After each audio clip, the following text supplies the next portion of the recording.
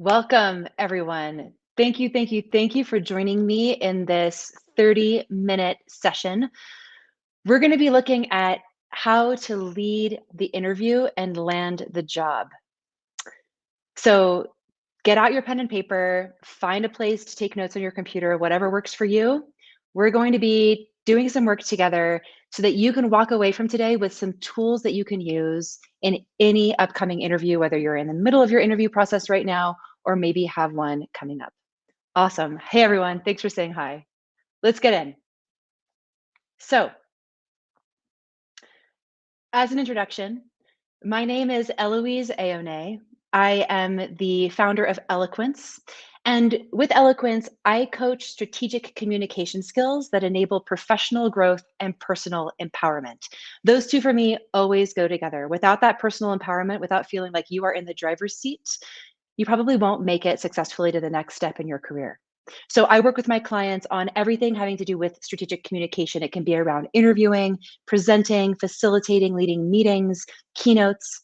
And today, we're going to be looking at strategies to drive the interview.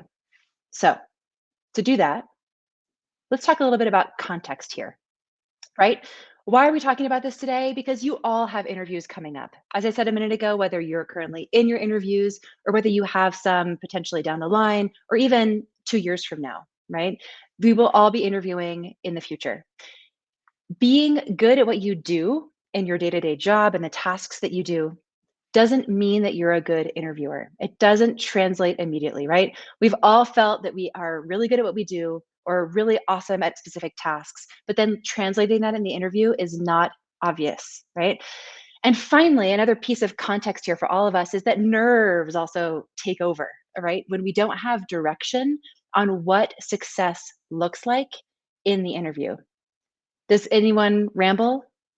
Has anyone lost their train of thought or get flustered? Can you share in the chat a little bit about your experience of roadblocks for yourself in the interview? Perhaps you haven't gotten past the first or second rounds, right? Let's share that in the chat. We're all in this together, right? Yeah, nice, nice. Absolutely. So with this, right, the rambling, the nerves that I'm seeing, right? So you could talk for a year, right? Whatever it might be that happens for you, here are our objectives for this 30-minute call. First, we're going to set the right mindset so that you can reduce your nerves. And as I talked about before, put you in the driver's seat for these conversations. Next, we're going to create clarity so that you can prepare the best way to successfully engage your interviewers. And then finally, we're going to take some time to build your content strategy so that you have impactful content and ultimately you can drive that conversation. How are we going to do this? In 3 steps. First, we're going to focus on your preparation. Next, we're going to look at how you can build your interview agenda successfully, as well as your content strategy. And then, of course, super important always, we're going to keep time for a Q&A. So if you have any questions throughout the day today, throughout our time together, put them in the chat. I'm going to try to collect them and answer as many as I possibly can. Awesome. Let's jump in. Let's create some focus. But first, common misconceptions and mistakes that I just really want to put out there, 2 each. First misconception that happens all the time. The first is that we should prepare answers to specific questions, right? So many of us have sat down, found questions on the internet that people could potentially ask us, and try to write down full answers to those questions and memorize them. Super bad, right? What happens as a result? You get into the interview and they don't ask you the question that you prepared for. You get stuck in this specific language that you've created, right? And if the question is asked not in that exact way, you get stuck. Yeah? Anyone feel that? Anyone been there? Yeah, for sure. The second misconception is that we assume that the interviewers are leading the meeting. Again, wrong for 2 reasons. The first is that you're the one who's actually creating the content of this meeting by answering the questions. So you have way more agency in what is talked about and covered than you might think. Second of all, your interviewers kind of expect you to show up as that future collaborator, employee, direct report, who's going to show up and lead the conversation as much as they are. So if you don't come in with that viewpoint that you are actually driving that conversation and leading that meeting, you're going to be letting them down. Two mistakes quickly that we make. First is that we write down our answers and memorize them. We've all been there. It gets us stuck. Written language sounds awkward when you speak it, and it's keeping you in this very specific language that is not adaptable and that you can't modify when you get into the interview if needed. The second mistake that we make is that we answer questions because they've been asked. We all show up to the interview wanting to, what I call, be a good student, right? We want to listen, we want to please, we want to make connection, we want to answer the questions right. But the key thing here is if you're answering the question because it's been asked, you're not driving the conversation forward. You're not using a purposeful direction in the way you're answering questions. In fact, you're being passive and reacting to what they put out there rather than coming in with clarity on what you want them to know and drive that information forward. We're about to break down what I mean by this and look at some tools to do that. So, given all of this, what is the purpose of the interview, right? I know this sounds so silly, but we don't necessarily think of this in concrete terms. They want to understand the value you will create when you join their organization tomorrow, right? So, what do we need to do?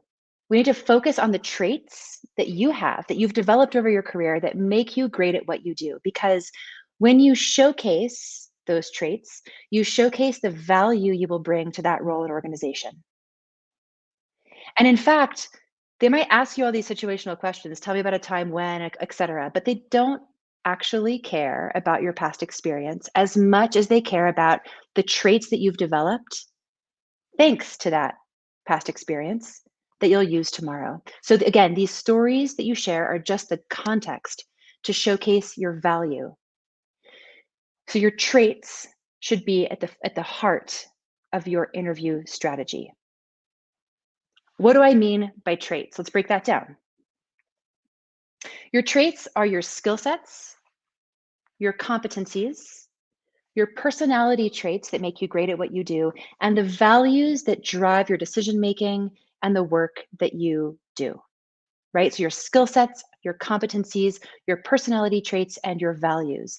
These are the things that you've developed over your career that the interviewer is trying to identify by asking you questions. So your role is going to be to translate these things.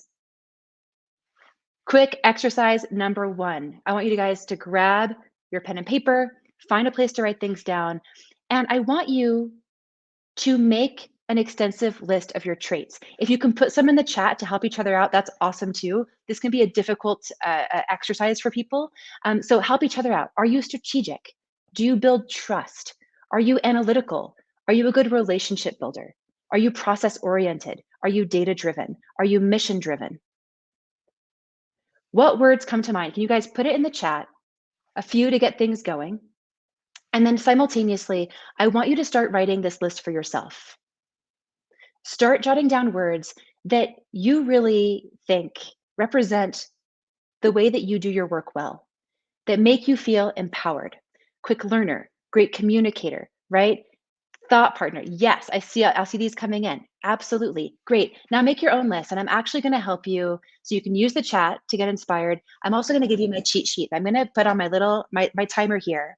I'm going to give us a minute and a half starting now. I want you to write down as many words as you possibly can. Resourceful, analytical, awesome.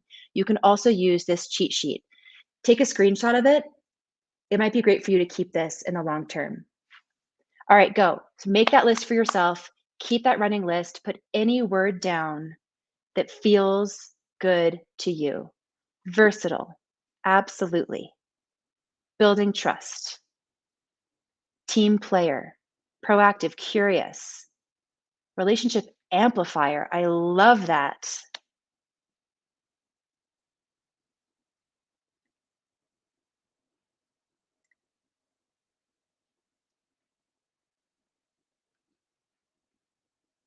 Team player is absolutely a relevant trait, despite the fact that we live through computer screens, absolutely. Detail-oriented, absolutely. All right, another 30 seconds. I just want you guys to write as many words down that you can think of. Think of how your current or past team would describe you. What have you been told you're good at? Ambitious, determined, trustworthy, active listener, collaborative, curious, community building, strategic, supportive. Nice. Okay, the first thing I want you to do after today, right? When the whole Inspiration Summit is done and you're sitting at home this evening or wherever you are, I want you to take this list and I want you to make it extensive.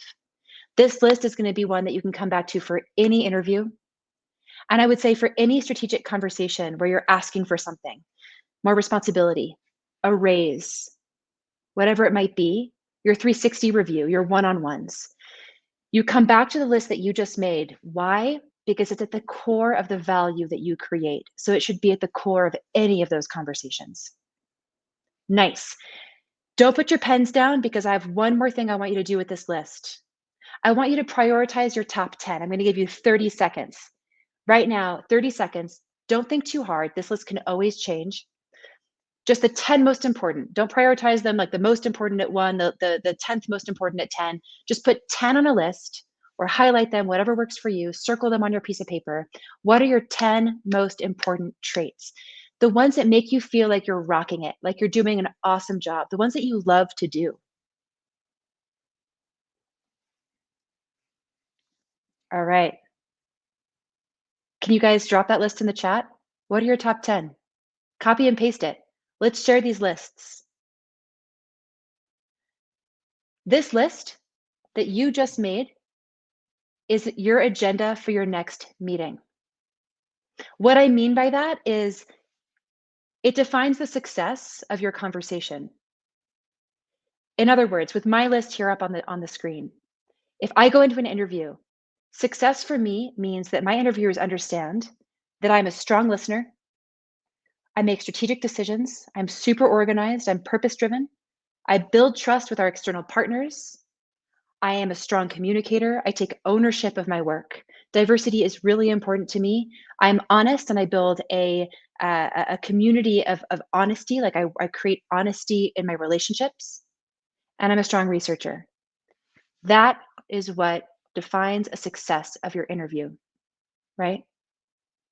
What we've just done is that we've created a really streamlined agenda that you can focus on when answering questions, right? I'm loving these lists coming into the chat. Keep sharing them. They're so awesome. Celebrate each other, right? Now, you can have this list. You zoom in, you walk into your next interview. These are the things that they need to know. How do you actually share this information? I want you to think of it this way. Every question they ask you is an opportunity for you to share one thing on this list. Why is that important? It's important because it gives purpose to your answers. You're never just answering the question to answer it because it's been asked.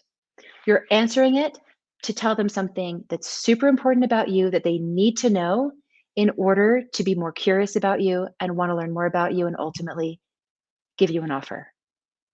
It's a strategic conversation. It's a purposeful answer that you give every time. Let me give you an example. Let's just say that I'm in an interview right now. Oof, nerves are going up as always. Can't fight those. They're a natural reaction to a stressful situation, right? But let me walk you through this, right? Eloise, can you tell me about a time you worked cross-functionally to get a big project past the finish line, right? Classic question. It's about cross-functional collaboration, right? I go to my list. The first thing that I do is I go to my agenda. From the words on my agenda that I just showed you, here are the words that I think I could use to answer this question. When I work cross-functionally to get something done, I listen, I make strategic decisions, I remain organized, I build trust cross-functionally, I communicate well, and I take ownership of my tasks. These are all different words that I could use to answer the question. The key is to choose one. Why? Because you're going to create You're going to streamline your answer. You're going to create absolute clarity in how you're going to answer it. For example, Eloise, tell me about a time you worked cross-functionally to get a big project past the finish line. I'm going to choose organized. And I'm going to say, well, this is something that I do in pretty much any project that I've worked on is cross-functional, and in my career many times. And there are many different things that I do to make sure that we're successful. But one thing that I found absolutely foundational to working well cross-functionally is to remain really organized for myself and for the teams that I'm working with, so that we are always really clear on what's going on and when tasks need to get done. Boom. Now your answer is about how you remain organized when you're working cross-functionally and nothing else. I'm not just going to tell you a story about how I worked cross-functionally with someone last week. I'm telling you about how I remained organized in that relationship in order to be successful. All of a sudden, you have purpose. Example number 2. Eloise, tell me about a time you were met with resistance. What did you do to move forward with your goals? Great. I'm looking at my list. I am going to choose listening. Top of the list there, right? And I'm going to narrate at the top and clarify the trait that is going to be the key takeaway, right? The thesis of my answer, the thing that they're going to understand, right? Great. So yeah, I'm going to narrate a little bit about resistance, right? So I'll say, yeah, resistance for me is really about it's roadblocks or opportunities for us to find a better way to either work together or perhaps even a better solution. So it's something that I don't shy away from, and I think that the most important thing when you are met with resistance is to really listen, truly listen to the person in front of you to actually understand why they are resistant, whether it's because of the deferring goals that you might have, whether it's something personality wise, whatever it might be. But truly listening helps me identify how I can better find a solution and move forward with that person. Again, now it's about listening. Final example before I break things down, right? How would your past colleagues describe you? I'm going to go with ownership. Um, I think that my past colleagues would describe me in a variety of ways. I think I'm someone who's super organized for the team, and I'm a good listener. I tend to show up for my colleagues when they need me. But I think that the most important thing that they'd say about me is that I take ownership of the work that I do, and ultimately that's really important for my colleagues because it allows them to trust that I'm going to get things done, that I'm going to reach out for help when I need it, and really it makes me reliable.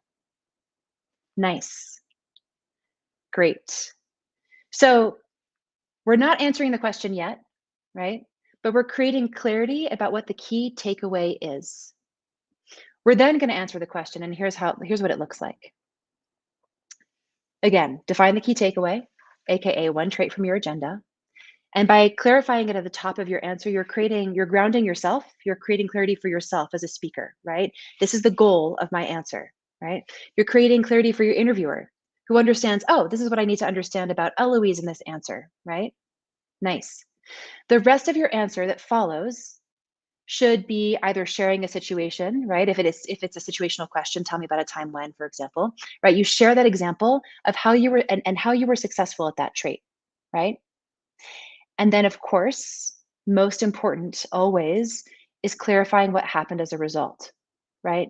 So going back to that question of tell me about a time, I can go back in my slides here. Tell me about a time you were met with resistance, right? I can say again, as I said, I'm going to listen, right? I clarify that it was about listening, and then I can go into my example. So, for example, this happened a few months ago when I was working with my colleague Sarah or Sandra, right? We were working on a project, and we didn't agree on the path forward. That's a great situation because it's super clear. I didn't give you too many details. I gave you the core problem, question, roadblock, friction.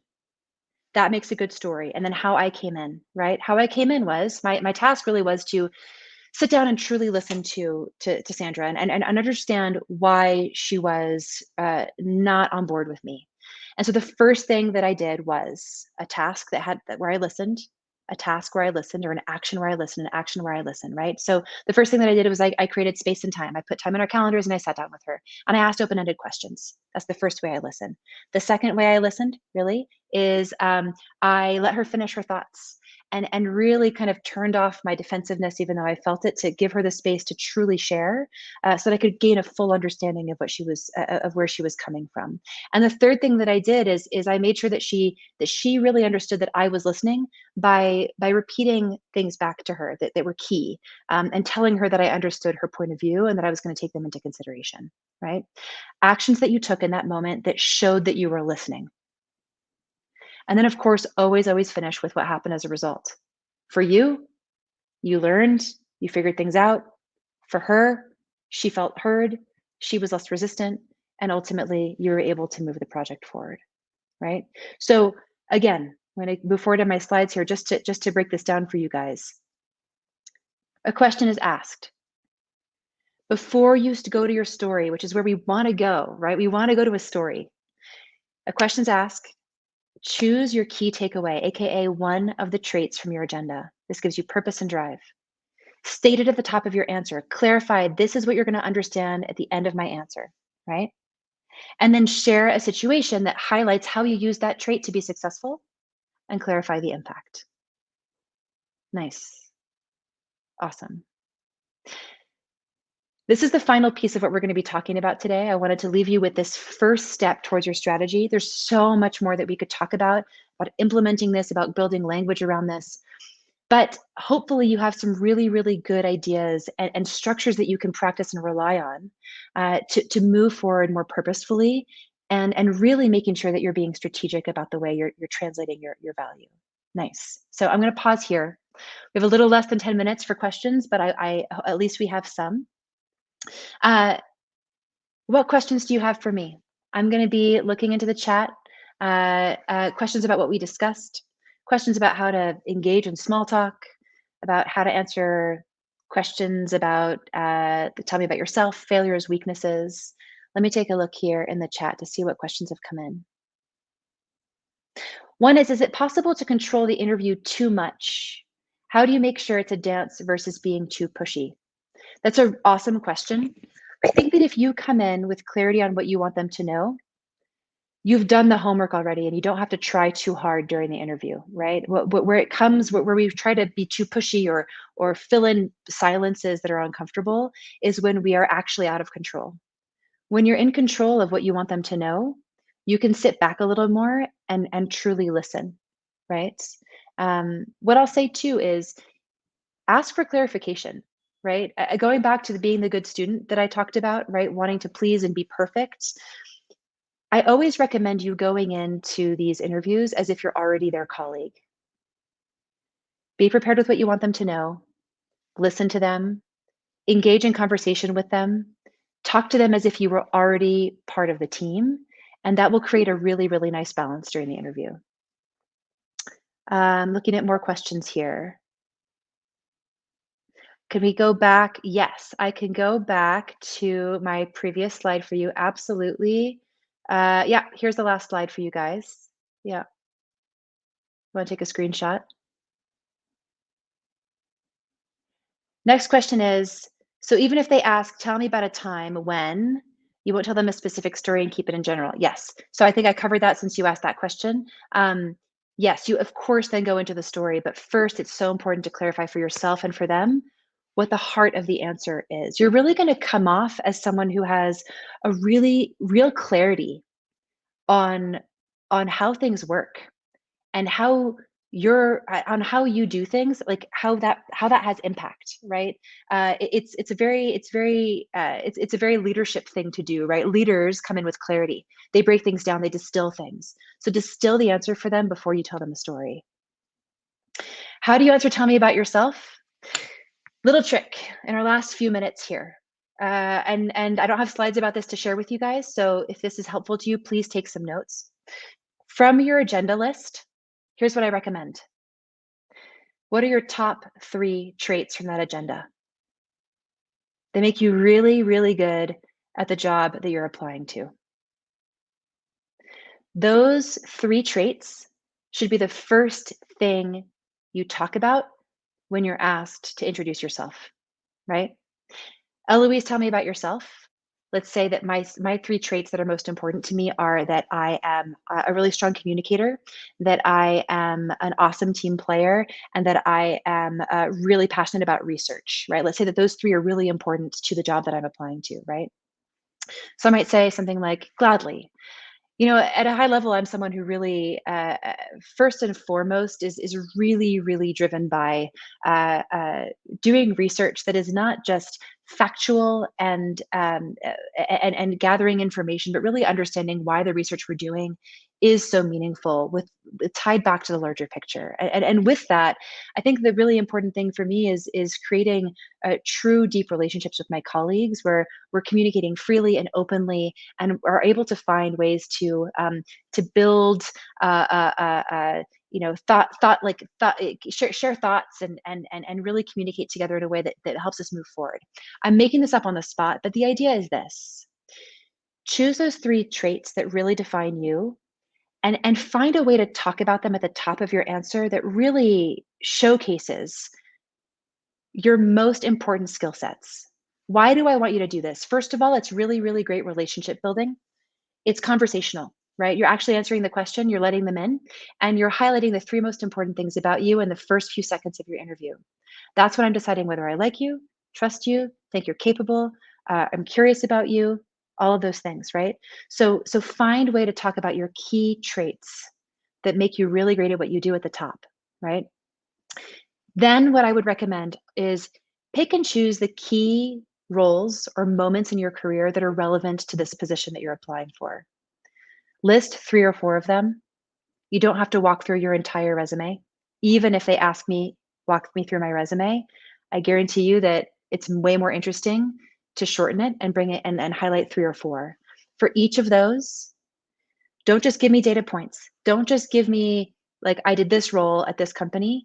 Tell me, this is what I focused on in this job. This is what I learned in this job. This is the impact I had in this job, right? So never list your experience. Always tell me how each position made you a better fit for this upcoming one, thanks to that experience, right? And finally, close out the conversation, right? I always say, throw back the mic to them, right? So when you close out, say something along the lines of, given my experience and the skill sets that I've developed, I'm really looking forward to our conversation today and to learning more about how I can help you achieve your goals, right? So open up that conversation, make it a two-way stream. Nice. I have one last request. Can you go back to the agenda list with the traits? Absolutely. Take a quick screenshot of this, right? Keep it. It's a really great one to have. Nice.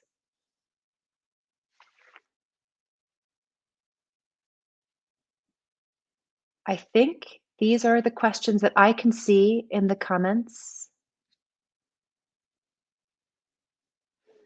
Thank you, everyone, so much for joining me. Uh, my name again is Eloïse Eonnet. You can find me online, on LinkedIn, at eloquencecoaching.com. If you have any follow-up questions, hit me up on LinkedIn. Happy to clarify anything. Send me your list of traits. I'm always happy to see those. Thanks again. Enjoy the rest of this wonderful, wonderful event. I'll see you all guys soon.